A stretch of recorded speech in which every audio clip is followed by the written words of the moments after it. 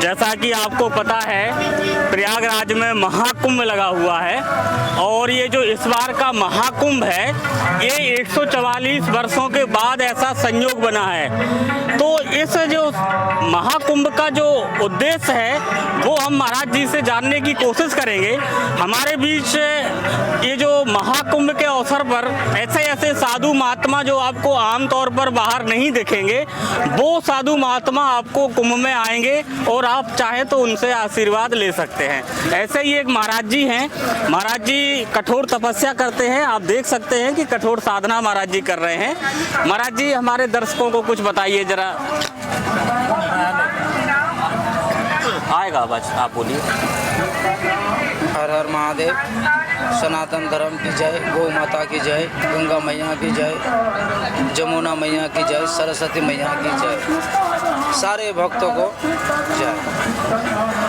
कुंभ मेला ये 12 बरस में एक बार आता है। चारों दिशा में चारों कुंभ मेला आदि गुरु शंकराचार्य जी ने बैठाए हैं और इस कुंभ मेले का मद्देनजर जी सनातन धर्म का ये बड़े से बड़े आस्था है। जो हमारे सनातन धर्म में ऐसे वेदों पुराणों में लिखा गया है जो त्रिवेणी संगम में स्नान करवाती शरीर माथे रोग बीमारी जे कहीं हमारे शरीर माथे जो कहीं दुख होवे ये दूर हो जाता है। महाराज जी आमतौर पर साधु महात्माओं की जो छवि बनाई जाती है वो बनाई जाती है कि मांगने वाले साधु संत या अच्छे नहीं दिखने वाले साधु संत, लेकिन आप महाराज जी चश्मा लगाते हैं। आज के समय में मॉडर्न महाराज जी आप सबसे अच्छे से दिखते हैं, अच्छे से बात करते हैं। महाराज जी इस बारे में कुछ बताइए।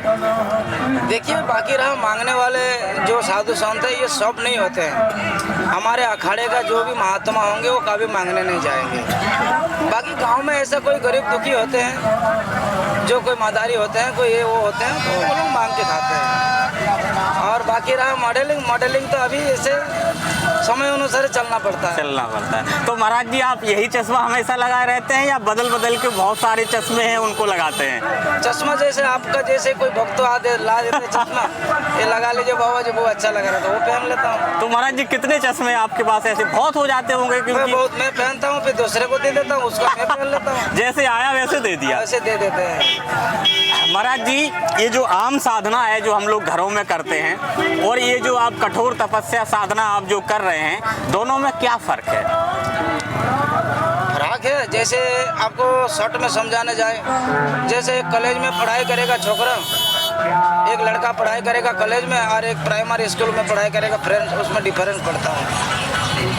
ये बात है। तो महाराज जी बहुत सारे जो साधु संत हैं, दिगंबर संत जो हैं उनको बहुत सारी सिद्धियां प्राप्त हो जाती हैं और वो भविष्य की बात महाराज जी बता देते हैं। तो ये कैसे संभव हो पाता है कि भविष्य की बात साधु महात्मा बता देते हैं महाराज जी?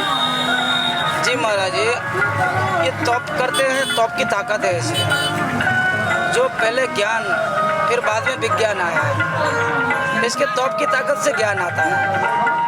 आप जितने तप करोगे इतना ही आपको अनुभव होगा और उतना ही आपको माँ सरस्वती का वरदान हो जाएगा। महाराज जी जैसे ये कोरोना जब आया था तो इसके बारे में बहुत सारे साधु महात्माओं ने पहले ही घोषणा कर दी थी कि ऐसा संकट आने वाला है मानवता पे। तो महाराज जी क्या 2025 को लेकर के भी कोई साधु महात्मा कुछ बता रहे हैं कि कैसा रहेगा ये साल या अगला साल कैसा रहेगा? 2025 में बहुत अच्छा ही जाएगा, परंतु इन्हें अंदर एक जो तप की ताकत से आपने जो देखा गया है जो थोड़ा अनाज की संकट आएगा,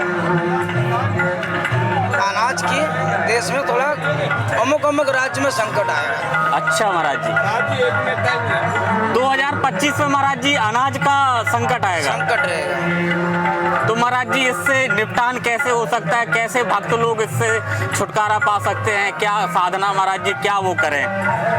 हो जाएगा, इसमें पूरा भी हो सकेगा, हो जाएगा, क्योंकि ये तो बड़े बड़े आर्मी जो हमने दुख की सामना किया है, क्योंकि हम हिंदुस्तानी हैं, हमारे हिंदुस्तान में बड़े बड़े दुख का सामना करने वाले सब हिंदुस्तानी। महाराज जी बहुत सारे साधु संत ऐसे भी हैं जिनको अगर आप दान दक्षिणा दीजिए या बड़े पैमाने पे जो बड़े बड़े लोग हैं वो देते हैं तो वो मना कर देते हैं महाराज जी। तो ऐसा क्यों होता है कि वो लक्ष्मी जी को मना कर देते हैं लेने से?